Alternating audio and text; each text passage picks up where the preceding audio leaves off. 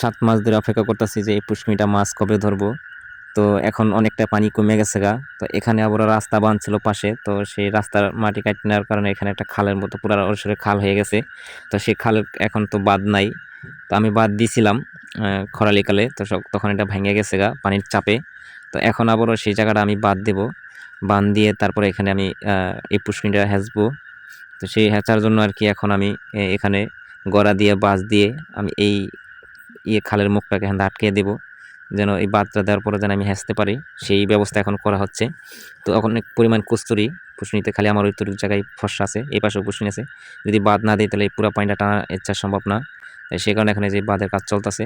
তো এই শীতের মধ্যে চলে আসি, জ্যাকেট গায়ে দিয়ে চলে এসে পড়ছি শীতের মধ্যে এই পানির মধ্যে কাজ করার জন্য। তো নিচে আবার বাঁশ দিয়ে লইছি, এই কারণে পুরাপুরি পানিতে নাইমা ভিজা কাজ করতে হয় না। নিচে বাঁশ দিয়ে লইছি, বাঁশের উপরে খাড়াই লইছি। এই যে খাড়াগুলো সব গাড়া হচ্ছে। তো এক পাশে আল্লাহ দিলে গড়া ফিটিং করা হয়ে গেছে। তো এখন আবার এই পাশে ফিটিং করে নেব। দুই পাশে যেরকম ফিটিং করলে অনেক ভালো হয়।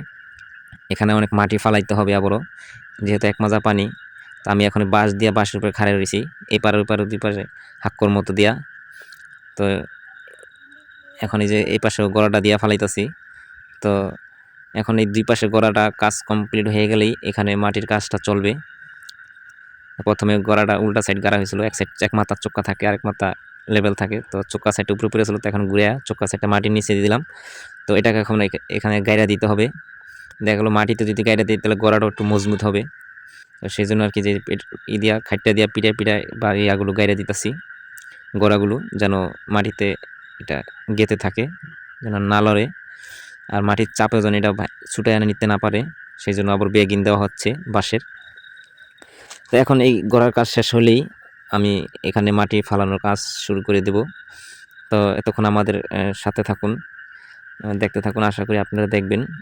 এখানে পুরা ভিডিওটাই দেওয়া হবে যে এখানে আমি কিভাবে এই বাঁধ দিয়ে আমি পুষ্কুমিটা হেঁচবো।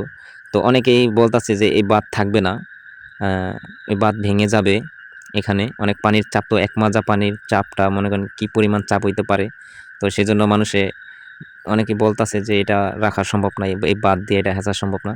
তো আল্লাহর উপরে ভরসা করে আমিও দেখি।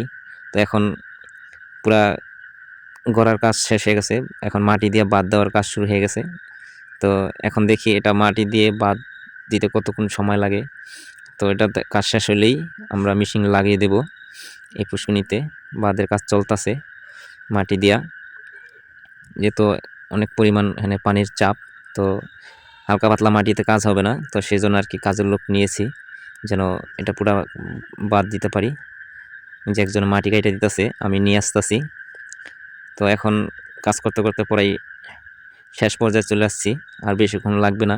সম্পূর্ণ ভিডিও তো আর দেওয়া সম্ভব না, হেলে দিতে গেলে বিশাল বড় ভিডিও হয়ে যাবে। তো এই জন্য আর কি যতটুকু পারছি আপনার মাঝে আমি তুলে ধরছি। তো এই যে আলহামদুলিল্লাহ পরে কাজের শেষ পর্যায়ে চলে আসছি। তো আমার এইভাবে বাদ দেওয়াটা কীরকম হচ্ছে, তো আপনারা আশা করি কমেন্ট করে জানিয়ে দিবেন যে বাতটা কি টিকবে কি টিকবে না। তো পানি টানার পরে কি বাতটা ভেঙে যাবে কি না, আশা করি আপনারা কমেন্ট করে জানিয়ে দিবেন। তো আর যদি এটা ভালো হয় অবশ্যই তো দেখতে পারবেন, যদি বাতটা ভালো হয় তো শেয়ার করে দিবেন, জানি আরেকজনে দেখতে পারে। দেখা গেলো অনেকে এরকম চাইলে জানি হাসতে পারে, এরকম পুষ্কুনি যদি থাকে বাদ দিয়া। তো আলহামদুলিল্লাহ এখন ফাইনালি শেষ হয়ে গেছে বাদ দেওয়া। দেখেন এখন পুরো একটা রাস্তা তৈরি হয়ে গেছে যেভাবে বাদ দিছি। দেখ যাক, এখন দুই পাশে যেহেতু গড়া দিয়ে বাদ দিছি, তো এখন ভাঙার সম্ভাবনা কমই আছে, আশাবাদী। তো বাকিটা আল্লাহ পাক ভালো জানে। তো এখন পানি হেঁচার কাজ শুরু হয়ে যাবে। তো আমি সেটাও আমার নেক্সট পর্বেতে আমি দেখাই দিব। ইউটিউব চ্যানেল আর ফেসবুক পেজটাকে আপনারা সাবস্ক্রাইব করে দেবেন, তাহলে আমার নতুন ভিডিও আপডেট পেয়ে যাবেন।